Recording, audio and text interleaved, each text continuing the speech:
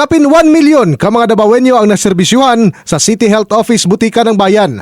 Sumala pa ni Gemma Pujanes, ang officer in charge sa Butika ng Bayan, nga nasa 1,055,261 ka mga Davaoenyo ang ilang na-cater sa tuig 2024. Mas taas kini itandi sa 2023 nga nasa 1,036,847 lamang.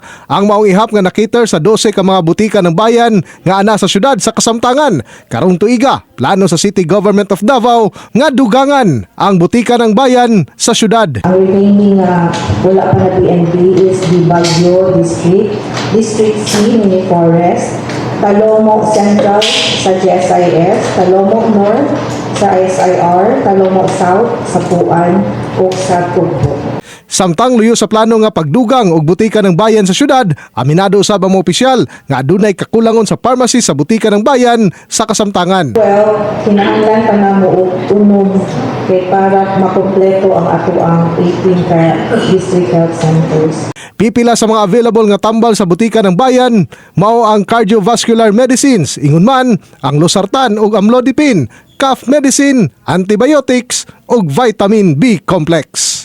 In the heart of changing lives, ako si Brigada Julius Pacot, alang sa 93.1 Brigada News FM Davao, The Music and News Authority.